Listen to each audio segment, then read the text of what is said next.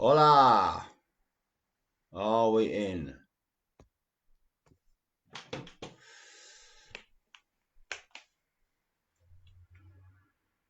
Okay, I think we're live. If someone who's there, just let us know who's in the house, please. We're just about a minute early, so we just wait for everyone to settle. And while you're doing that, and I'm not talking to the people either in the courtesy group or I think I did this it's a sort of prelim to the quiz. At a courtesy group gig in Coventry earlier on this year. It feels like about 10 years ago.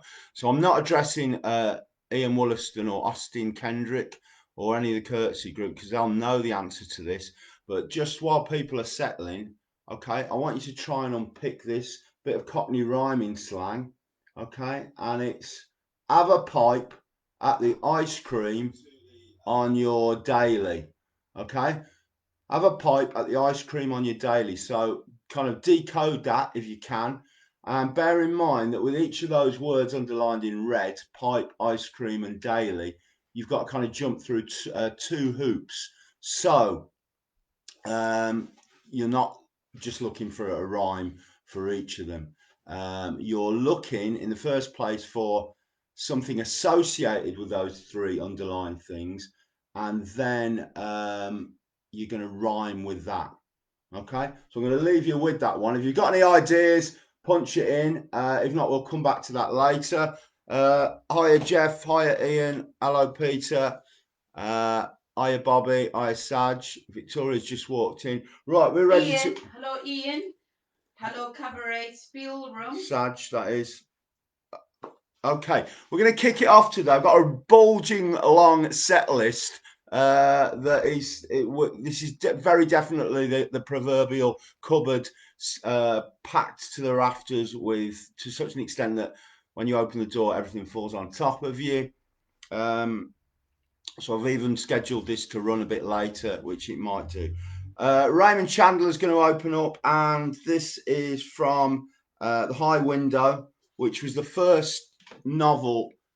It's his third novel, but it's the first one that he kind of started from scratch because the previous two, The Big Sleep and Farewell, My Lovely, which always sounds to me like it should be Welsh. Farewell, My Lovely, were based around short stories that he'd written previously. Okay, so this is set in kind of downtown LA. Bunker Hill is Old Town, Lost Town, Shabby Town, Crook Town. Once, very long ago, it was the choice residential district of the city, and there are still standing a few of the jigsaw Gothic mansions with wide porches and walls covered with round end shingles and full corner bay windows with spindle turrets. They are all rooming houses now. Their parquetry floors are scratched and worn through the once glossy finish, and the wide sweeping staircases are dark with time and with cheap varnish laid on over generations of dirt. In the tall rooms, haggard landladies bicker with shifty tenants. On the wide, cool front porches, reaching their cracked shoes into the sun and staring at nothing, sit the old men with faces like lost battles. In and around the old houses, there are fly-blown restaurants and Italian fruit stands and cheap apartment houses and little candy stores where you can buy even nastier things than their candy. And there are ratty hotels where nobody except people named Smith and Jones sign the register, and where the night clerk is half watchdog and half panda. Out of the apartment houses come women who should be young but have faces like stale beer, men with pulled down hats and quick eyes that look the street over behind the cupped hand that shields a match flame, worn intellectuals with cigarette coughs and no money in the bank. Fly cops with granite faces and unwavering eyes, cokies and coke peddlers, people who look like nothing in particular and know it, and once in a while even men that actually go to work. But they come out early when the wide, cracked sidewalks are empty and still have dew on them. Okay, so not a bad place to start. Raymond Chandler from his third novel, the high window. Okay, I'm going to start. This isn't a request, but it could be, because I was talking to the poet Fran Locke about the Scottish poet W.S.Graham, and that took me to this poem. So I'm going to dedicate this one to Fran, who's got to be Britain's hardest working poet. At the moment, seems to be producing a poem every day, all of very high quality. And I urge you to investigate her stuff. This is W.S. Graham, and it's called Approaches to How They Behave. 1. What does it matter if the words I choose, in the order I choose them in, go out into a silence I know nothing about, there to be let in and entertained and charmed out of their master's orders? And yet I would like to see where they go and how without me they behave. 2. Speaking is difficult and one tries to be exact and yet not too exact, the prime intention to death. On the other hand, the appearance of things must not be made to mean another thing. It is a kind of triumph to see them and to put them down as what they are. The inadequacy of the living animal language drives us all to metaphor and an attempt to organize the spaces we think we have made occur between the words. 3. The bad word and the bad word, and the word which glamours me with some quick face it pulls to make me let it. 3. The bad word and the bad word, and the word which glamours me with some quick face it pulls to make me let it, leave me to go across in roughly your direction, hates to go out, maybe so completely on another silence not its own. 4. Before I know it, they are out, afloat in a head which freezes them. Then I suppose I take the best away and leave the others arranged, like floating bergs to sink a convoy. 5.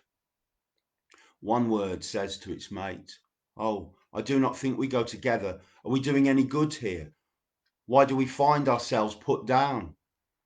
The mate, pleased to be spoken to, looks up from the line below and says, "Well, that doubtful God who has us here is far from sure how we are on our own. Tickle the chin of the prince or the dame that lets us in."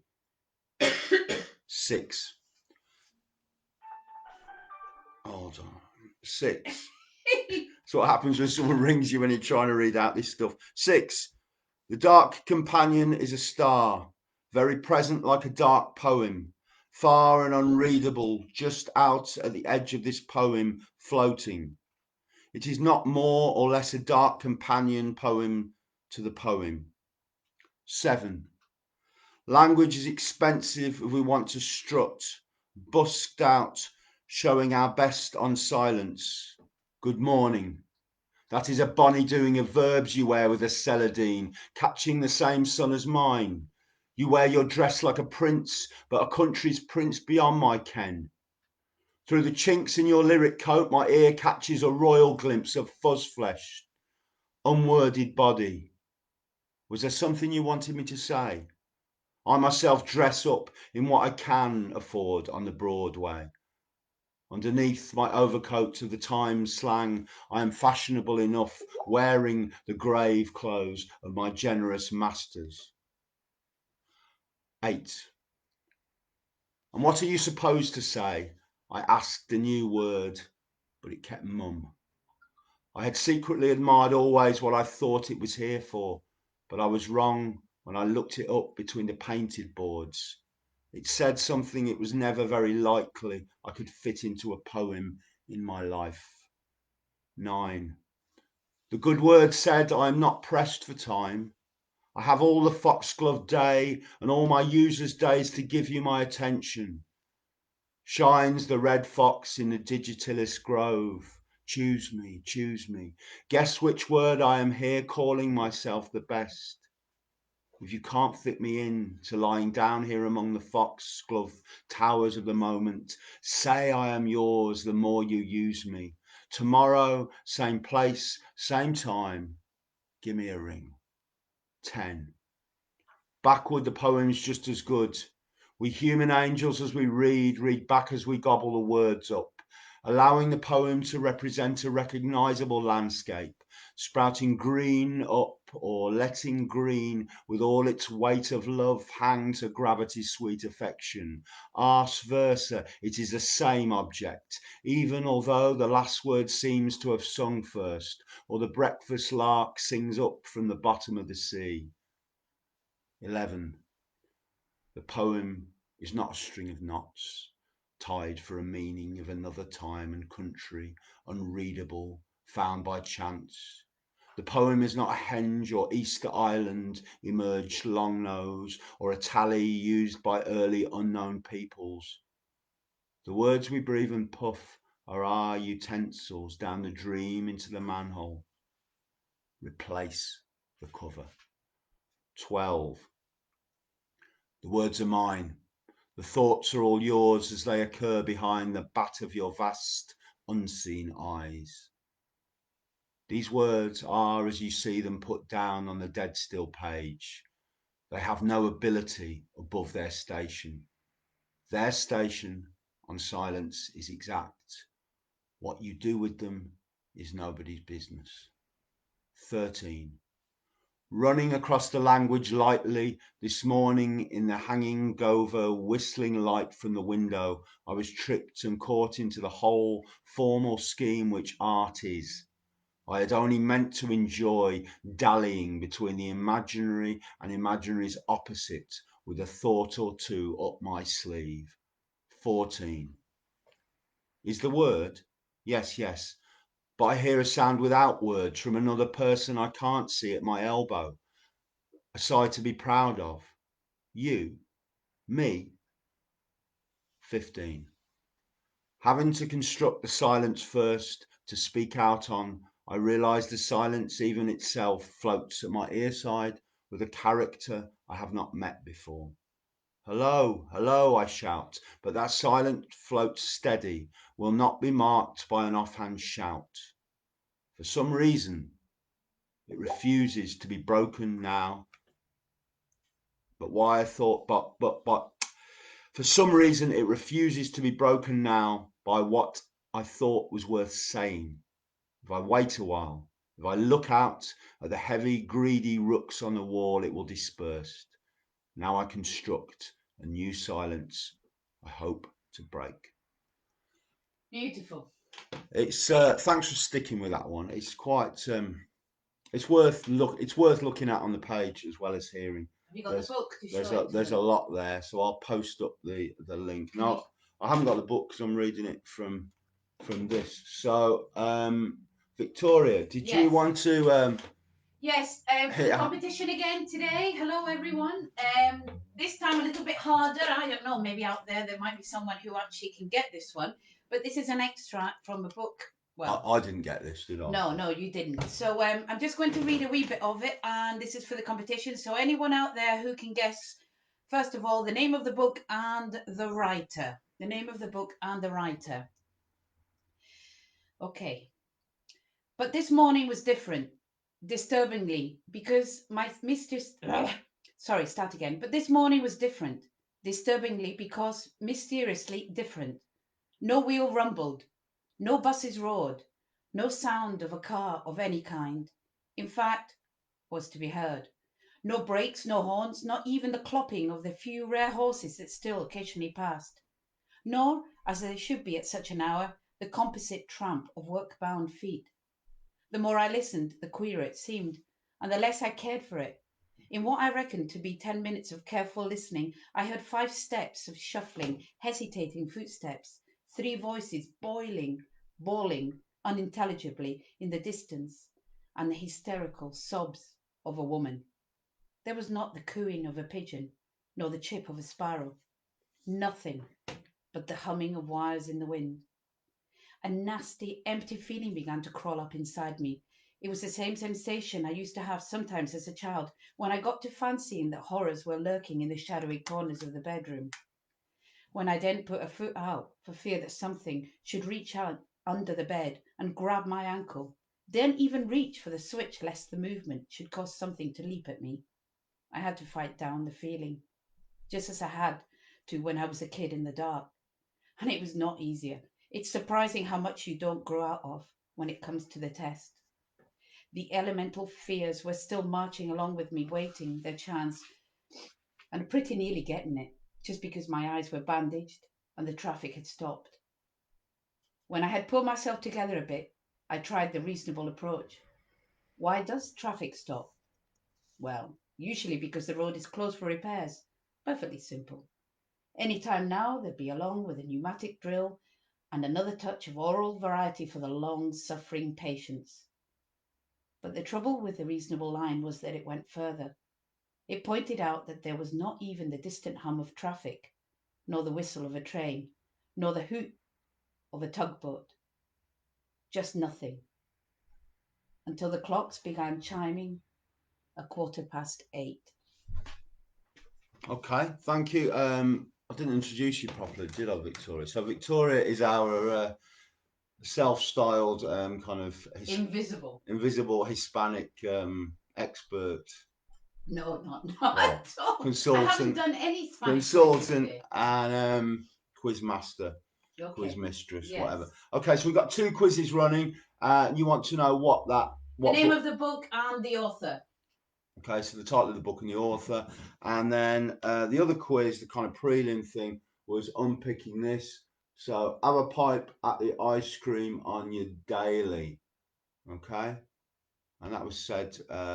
Not that this particularly helps you, by two famous people. I'm not going to tell you who they are because you might be able to Google something and find it out. I might tell you later on. It was said in a hotel bar, kind of the one looking over their shoulder at someone who just walked in. So have a pipe at the ice cream on your daily. Okay, we've got another request, and this one is from Sarah, and it's a Ted Hughes poem, and it's fairly topical. It's called Leaves. I'm not sure what book this is from, but it seems to be there's a poem for every day in the year. So this is 29th of October, which is my daughter's birthday. So there you go. This is Leaves, Ted Hughes. Who's killed the leaves? Me, says the apple. I've killed them all. Fat as a bomb or a cannonball, I've killed the leaves. Who sees them drop? Me, says the pear. They will leave me all bare, so all the people can point and stare. I see them drop. Who'll catch their blood? Me, says the marrow, the marrow. I'll get so rotund that they'll need a wheelbarrow. I'll catch their blood. Who'll make their shroud? Me, says the swallow. There's just time enough before I must pack up all my spools and be off. I'll make their shroud. Who'll dig their grave? Me, says the river, with the power of the clouds, a brown deep grave I'll dig under my floods. I'll dig their grave. Who'll be their parson? Me, says the crow, for it is well known I study the Bible right down to the bone. I'll be their parson. Who'll be chief mourner? Me, says the wind, I will cry through the grass. The people will pale and go cold when I pass. I'll be chief mourner.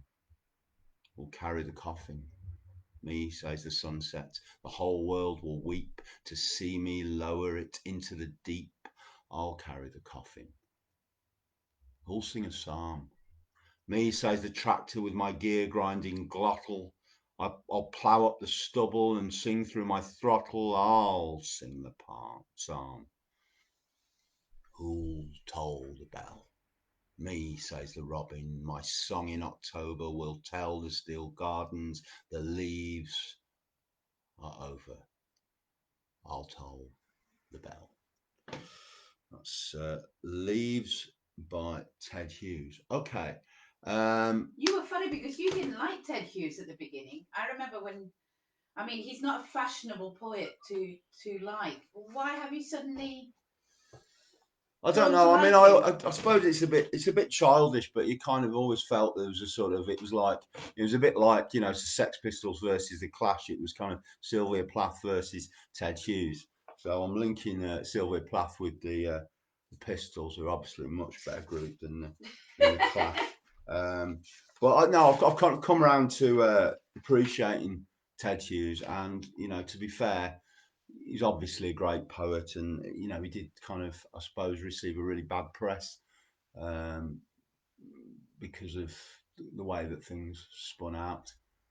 But he never stopped, really, did he? He was kind of restless in terms of his path and his investigation down that path, poetically speaking. So Sounds to me like he was 100% poet, and the rest of it just sort of flopped around him. yeah, He wasn't. I just get the impression that he just gave everything to poetry and life. Life wasn't that important. Well, love life, or maybe yeah, it was. it was a man about town, wasn't he? Yeah. But yeah, right. I'm gonna hit you with something that I've just. Well, this is as recent as yesterday. It's a poem, but it's kind of when I was recording it. It seems to fall into this sort of West Country accent. This other thing that I'm working on that I don't know what it is. Maybe it's a radio play. So it might be linked into that. I'm not sure, but it's called uh, Laden. I am laden and weighed by a pitterance of titterers, scrowled to remote access of all that can happening. Of what do I prevail against a barrage of sleep? Of what can I care in the chamois of a smile? All of the things I swore I'd never do. Well, here's the thing. In sorry time I did them. And in my bus-stoked way I schooned them into silence. Discreet vermin, listen to the stars, plough of the planks in place, attest, step down, and biting, speak against the bit to give us all the hoiler of a smile. Allow me now to meet my blue light, ye palaver pilferers, hulked apart or plagued by little more scintilla of a doubt, hands blading up in neighbouring rooms like in a proper classroom. Now the velocity of slow lessons. Of course, it's always grace to pen the poem in amongst the rubble, right to skulk and smile and rage inside the moment. And there is never enough. The food and sleep fly at you like a vole, and cloth of night monk gonked in sadness grows. Drop like singling of a fork upon the floor, and leaving now the silver's kin, you fear that this and this could never be collected. Rave right through into the brilliance too of old Pan Hector. A schooner of silence wept does wait. My words are just like fruit perched in the bowl I'll never say.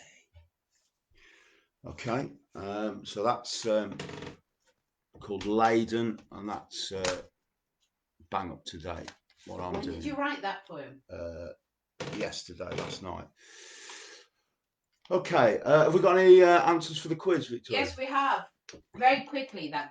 Do you know what? I'm going to have to get more and more obscure. Is it really? But very, very quickly. Did loads of people get it? Oh, very first person to get it was Ian Lee. I mean, he got it straight away.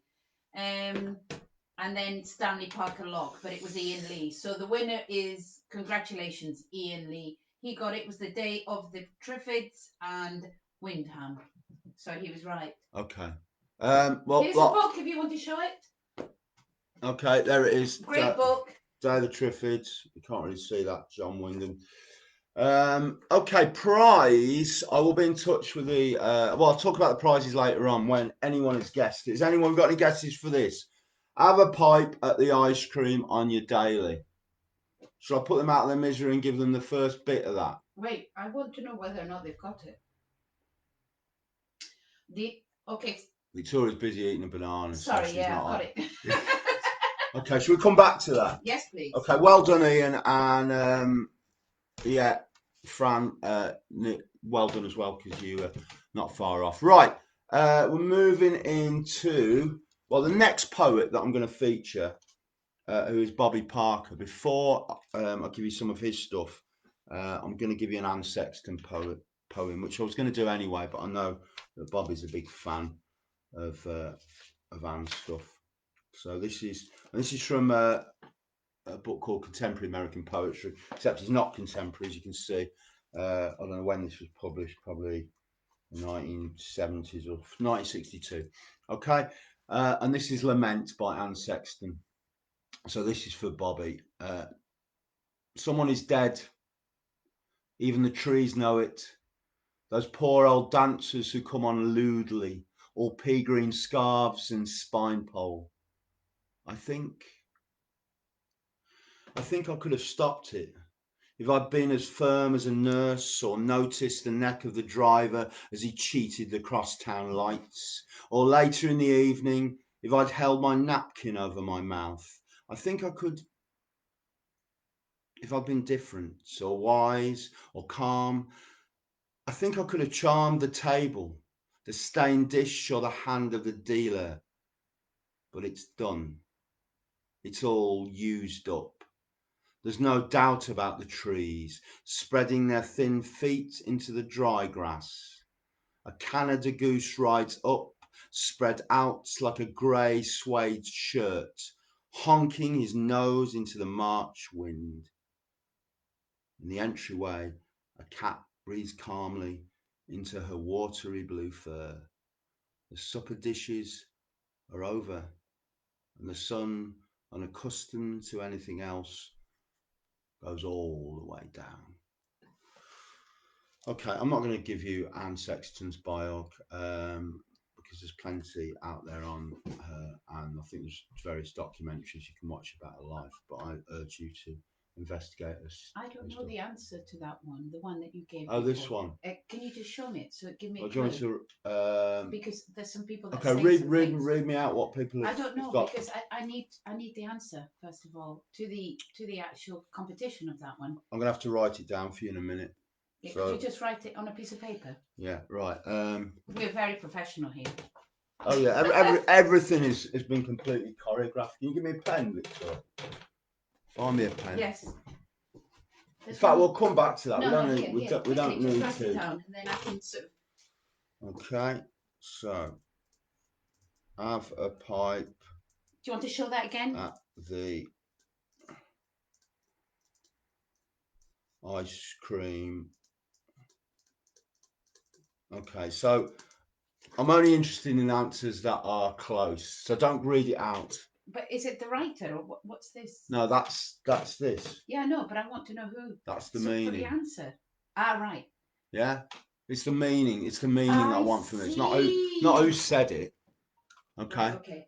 But I'm going to give you a clue. That was said by Ian Jury to Bob Hoskins in a hotel bar in Prague or something. Not that will give you any help. Okay, right. Bobby's stuff. On with the show. Right, I'm going to give you Bobby's latest poem, which is called 3 Months Sober. And then I'm going to give you a poem from his first volume, which is called Blue Movie, which you should get hold of. And there's another volume of his, the one that followed that, Working Class Voodoo. Okay, so this is Bobby Parker's I'm sure it's not his latest poem because, like Fran, he's hugely prolific at the moment, but it's very, very recent.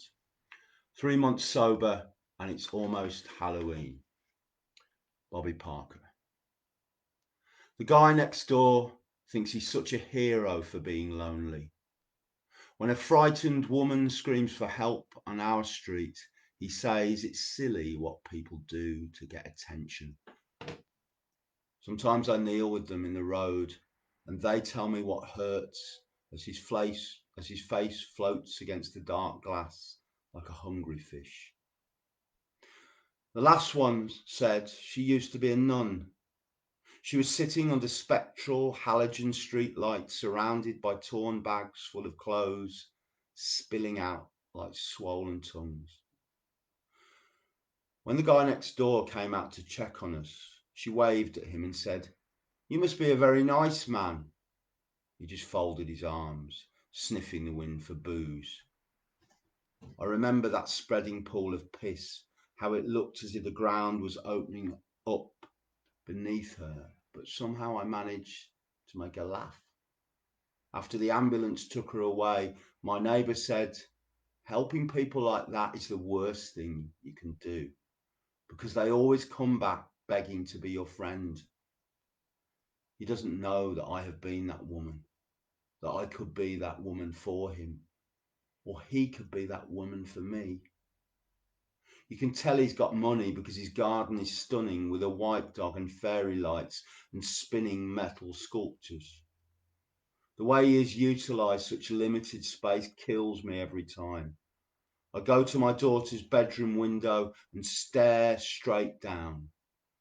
It has this magic atmosphere, like that secret corner at a festival where there's a pretty couch and maybe some water and someone you love is convinced you're never going to die.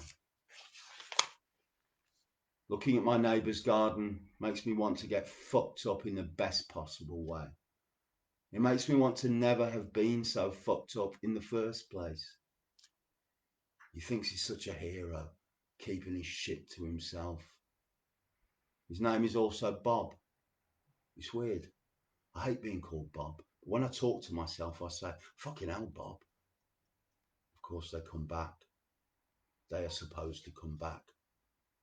We squander our haunted lives in return. That's tremendous, isn't it? Yeah, that is.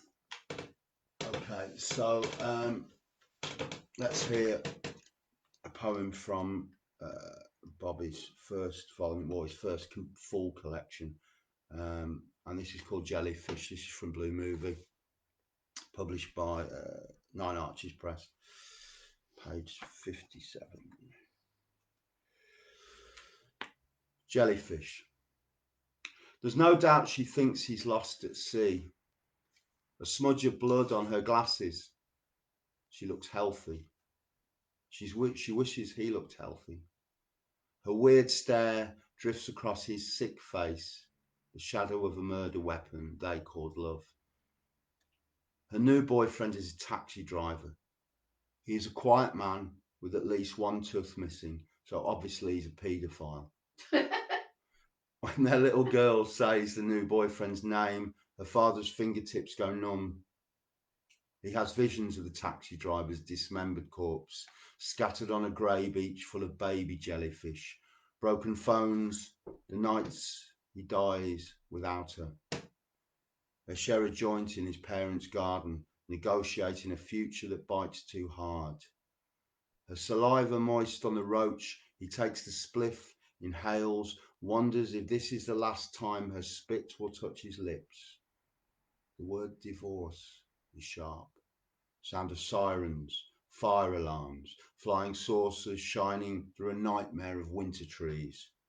He stares at her chest, the cleavage that may as well be a crack in his bedroom wall, thinking maybe the sun will explode if he reaches out to touch her, that she might hold his haunted hand tight against her heart until it gets dark, and tell him their marriage was a message that failed to send, and tell him their daughter is a dream, and tell him to go dig a hole far away from here as their tears scatter like silver shrapnel through his mother's evil flowers and all the sorry gardens beyond. Well, which poem in a playoff final between those two poems, it would definitely go to penalties, wouldn't it? They're They're just so good, aren't they? Right, let's move on to. I don't know why I'm going into a pathetically cod Scouse accent because we haven't got any Liverpool poets coming this way. Oh yeah, Bobby. Have you done females today? Yeah, I've got one coming up just now. Bobby put in a request for this poem, and this is Matthew Dickman's poem "Minimum Wage." It was written about 2 years ago, I think, and it goes like this. My mother and I are on the front porch lighting each other's cigarettes as if we were on a 10-minute break from our jobs of being a mother and son. Just 10 minutes to steal a moment of freedom before clocking back in, before putting the aprons back on, the paper hats, washing our hands twice and then standing behind the counter again, hoping for tips, hoping the customers will be nice or say some kind word, the cool front yard before us and the dogs in the backyard shitting on everything. We are hunched over, two extras on the set of The Night of the Hunter. I am pulling a second cigarette out of the pack, a swimmer rising from a pool of the other swimmers. Soon we will go back inside and sit in the yellow kitchen and drink the rest of the coffee. And what is coming to kill us will pour milk into mine and sugar into hers. So thanks for bringing that our way, Bobby. Okay, I'm going to read you a poem by, since this is coming at you from the Black Country, from another West Midlands poet, a Black Country poet, and some of you will be aware of her. This is Liz Berry, and this is a poem called The Burning. If I can find it on here. Right.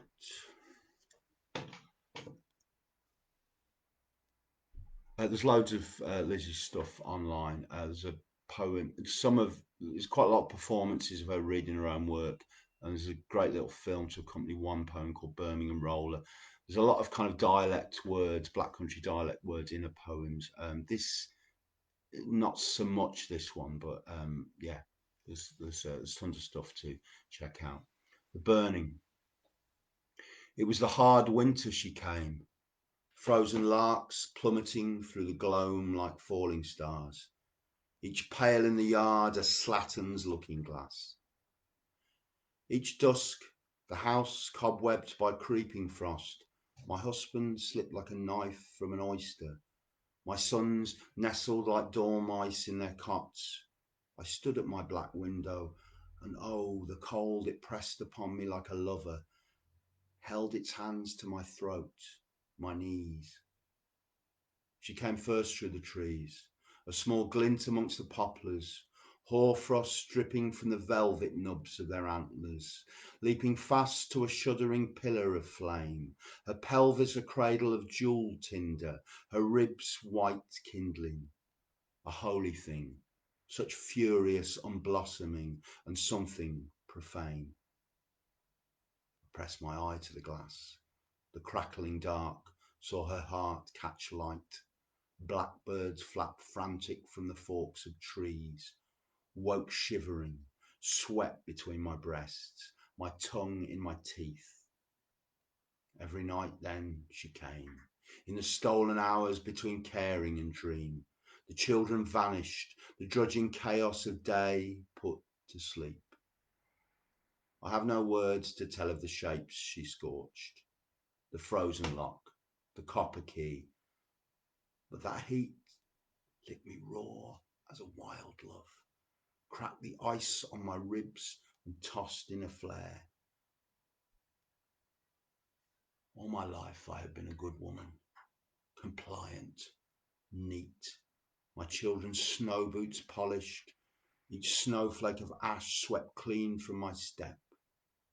I've worn obedience like a uniform, the hoof of the iron cooling in my grate.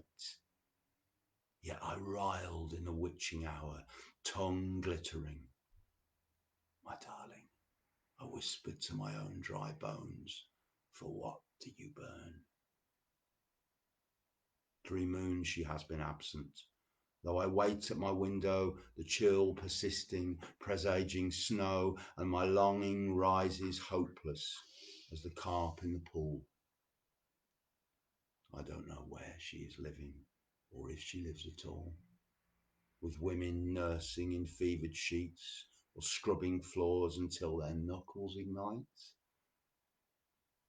But by dark, when my suns sail the black cut of sleep, and frost slays its terrible lace upon the grass, when I'm alone with my fretting, with my dreams like black pearls in the clam of my mouth, I press my fists to that tenderest wound, my soul and Christ, how I burn. And that poem originally appeared in Poetry, which is an American publication, in February of this year. That's Liz Berry. Wow. Okay. I'm gonna read now from. Okay, I'm wondering which way to go with this. Well, we'll get through everything. Right. I'm gonna read you from. I've been building this one up for weeks. This is the mighty Rabelais, Francois Rabelais. Oh yeah. So, this book here is I'm going to read from because it's a translation that's Thomas Urquhart and I can't remember the name of the other chap, Urquhart and Motto, but it's got these amazing plates that I've kind of purloined for courtesy group flyers and such like.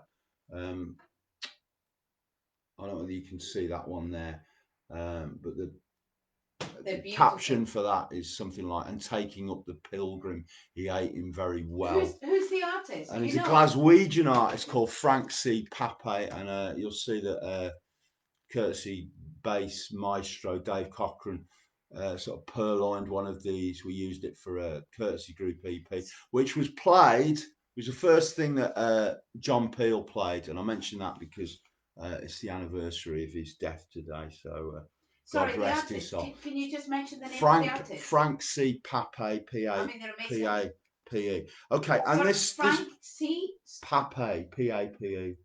Okay. Okay, and this is I'm going to read you chapter 13 from this is Gargantua and Pantagruel. I'll give you a little bit of info. I'm going to read this just from the back here about Rabelais' life. Okay, so born 1494, died 1553, a monk who also qualified as a Bachelor in Medicine, persecuted by both religious and civil authorities on the publication of this book, in which he chronicles the fantastic adventures of these two giants. A series of caricatures emerges depicting church hierarchy, schools and universities, theologians, lawyers and philosophers, blah, blah, blah.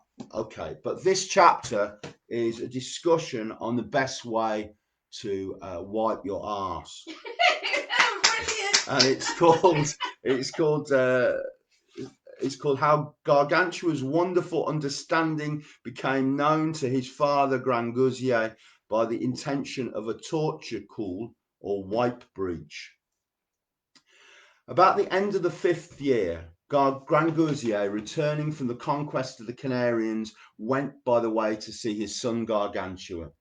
There he was filled with joy, as such a father might be at the sight of a child, at the sight of such a child of his. And while he kissed and embraced him, he asked many childish questions of him about diverse matters, and drank very freely with him and with his governesses, of whom in great earnest he asked, amongst other things, whether they had been careful to keep him clean and sweet. To this Gargantua answered that he had taken such a course for that himself, that in all the country there was not to be found a cleanlier boy than he. How is that? Said Grangousier. I have, answered Gargantua, by a long and curious experience, found out a means to wipe my bum, the most lordly, the most excellent, and the most convenient that ever was seen. What is that? Said Grangousier. How is it? I will tell you by and by, said Gargantua. Once I did wipe me with a gentlewoman's velvet mask, and found it to be good, for the softness of the silk was very voluptuous and pleasant to my fundament. another time with one of their hoods, and in like manner that was comfortable.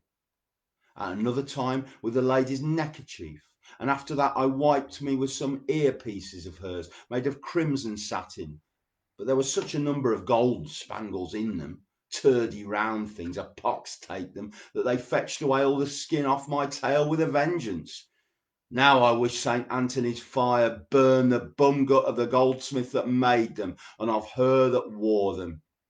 This hurt I cured by wiping myself with a page's cap, garnished with a feather after the Switzer's fashion. Afterwards, in dunging behind a bush, I found a march cat, and with it I wiped my breech, but her claws were so sharp that they scratched and exulcerated all my periné. Of this I recovered the next morning thereafter by wiping myself with my mother's gloves, of a most excellent perfume and scent of the Arabian Benin. After that I wiped me with sage, with fennel, with annet, with marjoram, with roses, with gourd leaves, with beets, with colewort, with leaves of the vine tree, with mallows, woolblade, which is a tail scarlet, with lettuce, and with spinach leaves. All this did very great good to my leg. Then with mercury, with pursley, with nettles, with comfrey, but that gave me the bloody flux of Lombardy, which I healed by wiping me with my braguette. Then I wiped my tail in the sheets, in the coverlet, in the curtains, with a cushion, with arras hangings, with a green carpet, with a tablecloth, with a napkin, with a handkerchief, with a combing cloth, in all which I found more pleasure than do the mangy dogs when you rub them. Yes, but, said Grangousier, which torticle did you find to be the best? I was coming to it, said Gargantua, and by shall you hear the two autem, and know the whole mystery and knot of the matter. I wiped myself with hay, with straw, with thatch rushes, with flax, with wool, with paper, but who his foul tail with paper wipes shall at his ballocks leave some chips.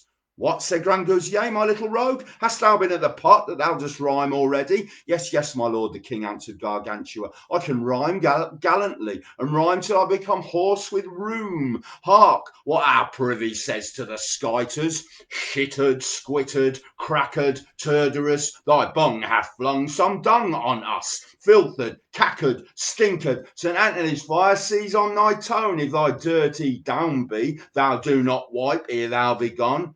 Will you have any more of it? Yes, yes, answered Grangousier. Then said Gargantua, a roundelay.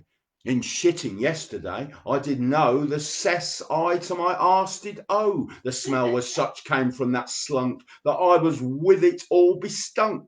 Oh, had but then some brave signor brought her to me I waited for in shitting, I would have cleft her water gap and joined it close to my flip flap, while she had with her fingers guarded my foul knock and drow, all be murdered in shitting. Now, say that I can do nothing. By the murdy, they are not of my making, but I heard them of this good old grandam that you see here, and ever since have retained them in the budget of my memory. Let us return to our purpose, said Grangousier. What, said Gargantua, to skite? No, said Grangousier, but to wipe our tail. But, said Gargantua, will not you be content to pay a punch and a Breton wine, if I do not blank and gravel you in this matter, and put you to a nonplus? Yes, truly, said Grangousier. There is no need of wiping one's tail, said Gargantua, but when it is foul. Foul it cannot be, unless one have been a skiting. Skite then we must before we wipe our tails. Oh, my pretty little waggish boy, said Grangousier, what an excellent wit thou hast. I will make thee very shortly proceed doctor in the jovial works of gay learning, and that, by G, for thou hast more wit than age. Now, I prithee, go on in this tortulative or wipe bumbatory discourse, and by my beard, I swear, for one puncheon thou shalt have 60 pipes. I mean, of the good old Breton wine, not that which grows in Britain, but in the good country of Veron. Afterwards, I wipe my bum, said Gargantua, with a kerchief, with a pillow, with pantoufla, with a pouch, with a pannier, but that was a wicked and unpleasant torture call. Then with a hat.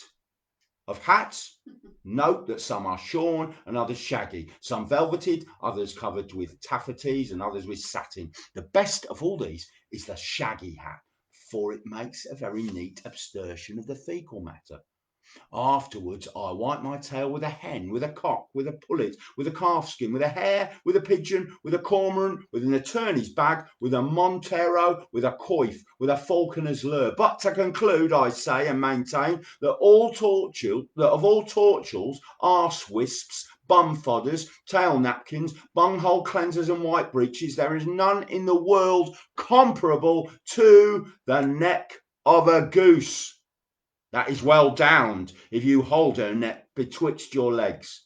And believe me therein upon mine honour, for you will thereby feel in your knuckle a most wonderful pleasure, both in regards of the softness of the said down, and of the temperate heat of the goose, which is easily communicated to the bum gut and the rest of the inwards, in so far as to come even to the regions of the heart and brains. And think not that the felicity of the heroes and demigods in the Elysian fields consists either in their asphodel, ambrosia, or nectar, as our old woman here used to say, but in this, according to my judgment, that they wipe their tails with the neck of a goose, holding her head betwixt their legs, and such is the opinion of Master John of Scotland, alias Scotus. Okay, so that's how can you beat that? So there you go. The best way to wipe your arse is with the neck of a goose. Right. Do we have guesses for the None at all. I haven't seen any. Nobody. Emma. So poor old goose, she's put. have a But nobody has ventured. Okay, I'm going to give you the first bit of this, and I'd like to try and complete the rest. So have a pipe. So pipe and hook, look. So that bit is have a look at the. So you're going to kind of do the same with ice cream and with daily. So ice cream, something associated with that, and then a rhyme from that word, and then the same with daily. Okay, so a bit of extra help there. Probably just going to have to tell you this, haven't I? Just to tell you, it's now 50. It's 10 to, yeah, I've extended this if people are up for it. So let's have a couple of mine now. So I'm going back a few years now. So this is from about 2012, I think. And I suppose this was written when I was working in the community and voluntary sector in Sandwell, which is a bit Wild West at the best of times. So it's kind of depicts that world in part, and it's called Juice. I banged into the mystery, the giant juice me and the rotten apples roll. It was nigh on a night and a half, all the bitchin' rose like resin, as natural as a peach-coloured sky. All of us worth better than the place were stuck. Despite the bangtastic sadness, we are under new management. I wonder now of Lot's wife and that fell upon Hayes. We too shall have advantage of these pepperoni days. We must introduce crocodiles to the River Thames. They will plump for ease of Parliament. But Nero's spies are everywhere. Must grow big hair, hide my nits and dreams in there. Saying that, I'm around kids, must forbear, unswear. Numbness is a causeway, unlearns the manx and dare. Can do, will do, won't share. The bubbles rise and stocks go spare. Look into the eyes and don't care. The juice is a jivester of the first air. A hairline fracture is the chide fair. They have it as religion that skies grow bare with their laws on love and the psych mare. And some such dim thing in the time glare gets wrapped like a mummy till the song's bare. So obviously I was having the time of my life in that job. As you can tell by that poem, Sydney. That's what John Lydon used to call Sid Vicious, and he used to talk. You're right, Sydney, enjoying yourself, mate. Enjoying yourself, Verbalisters? Right, another poem from that era. This is called Freedom is a Thistle. So this is very much set in Smethwick, where I was living at the time. Rosefield Road, wasn't yeah, it? Rosefield Road. Check Next it to the Red Cow. Yeah, Smethwick. No one's going to say a bad word against Smethwick, as far as I'm concerned. And if the question comes up in a pub trivia quiz, true or false, Malcolm X visited Smethwick 10 days before he was Assassinated. shot, then it's all true. But it sounds like something that's kind of, even to this day, it sounds kind of unlikely. But yeah. And Nusrat Ali Khan's son, do you remember? He was playing at the bottom of Rosefield Road at one point. Oh yeah, I came back from a courtesy group gig, great and story.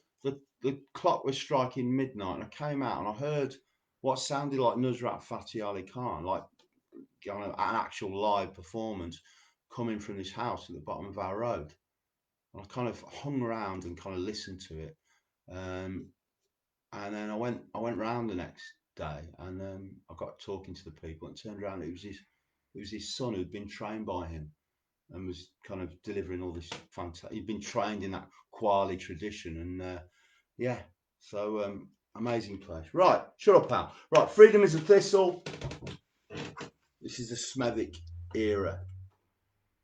I face a barrage of bells, stained glass one side, Jehovah's other. Within that rubric, heavens above, you see the big dust bowls promenade their stuff. Girls out on a high-heeled night. These skies of such sprung evening make a warm groan. They render speechless all our dumbest chicken shat dull moves. Again, I reach down for the blade, manhaul the dark and precious outlines. They are the bits of people's jobs that take their toll, the leftovers you get to leave for loved ones.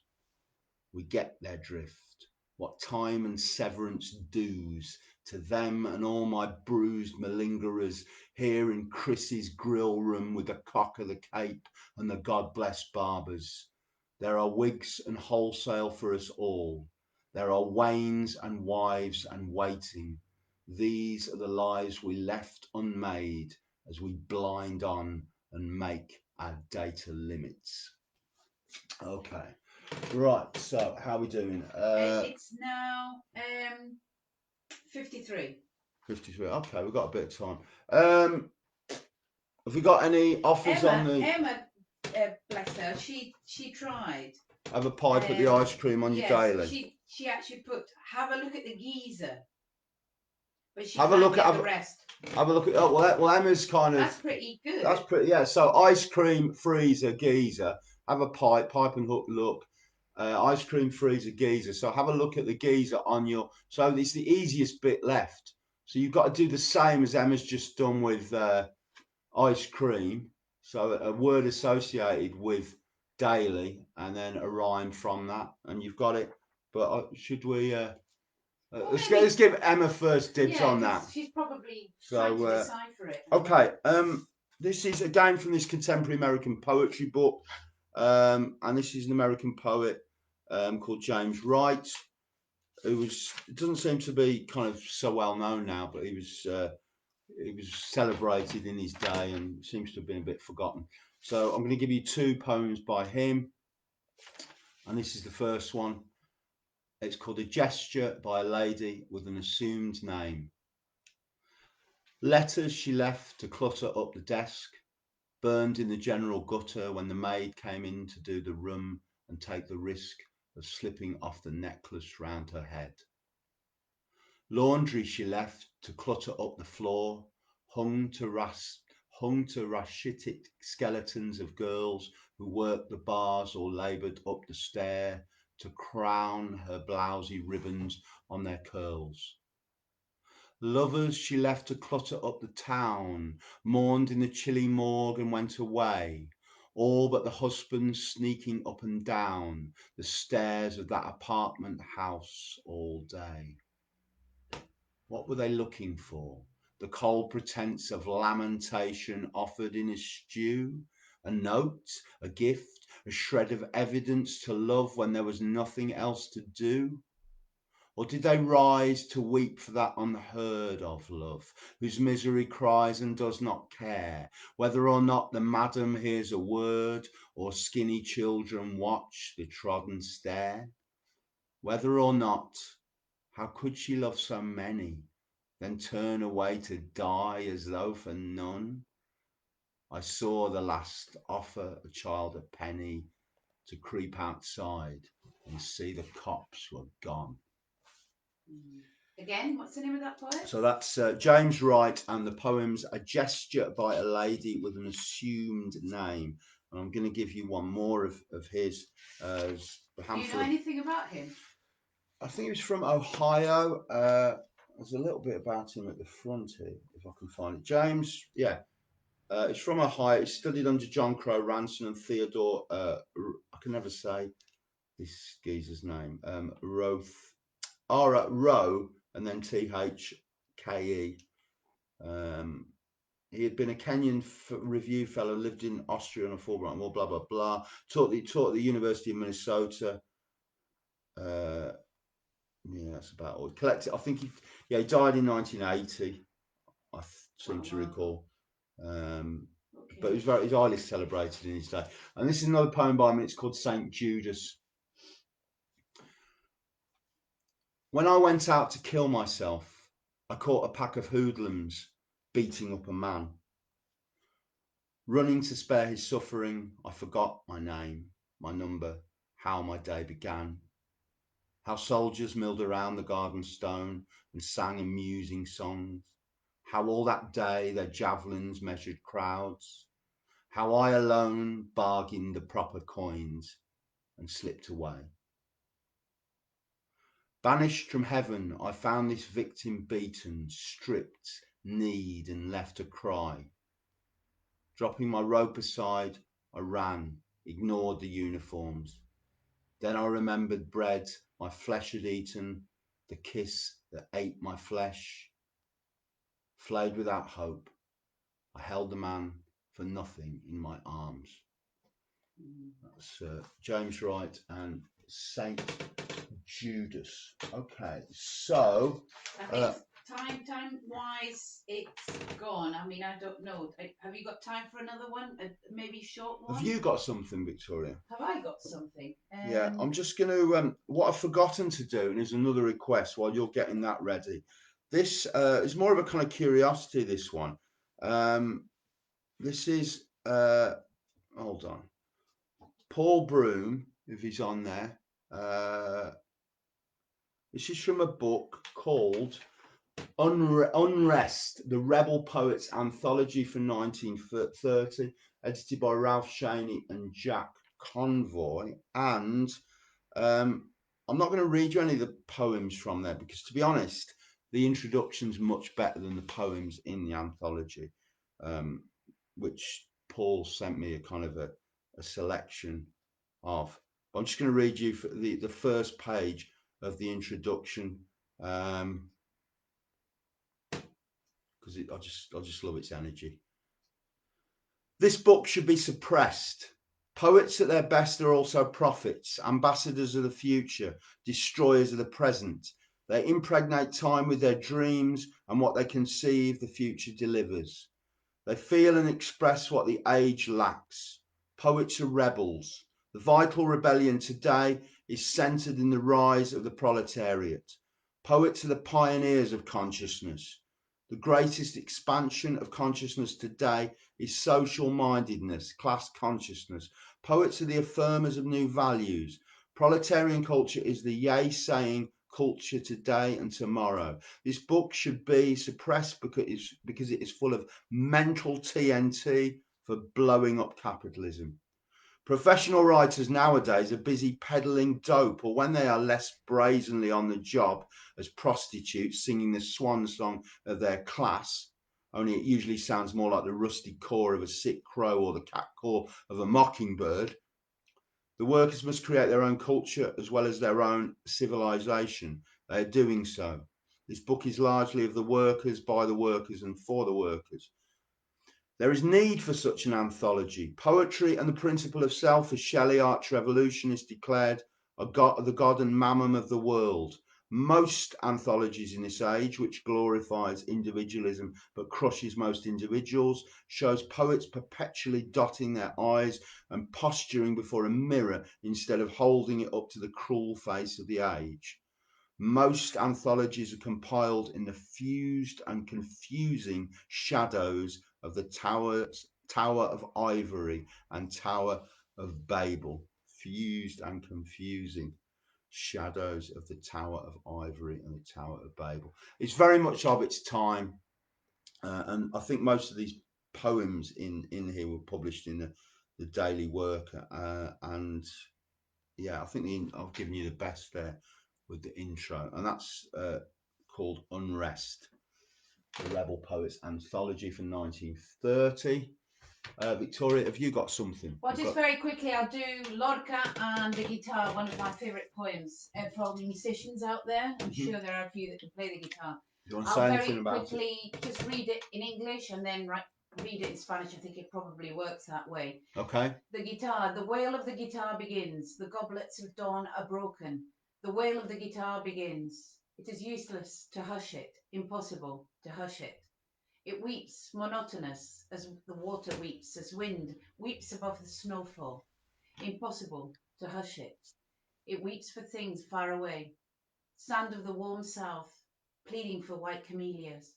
It weeps like an arrow without a target, an evening without dawn, the first dead bird on the branch. Oh, guitar, heart mangled by 5 swords. La guitarra.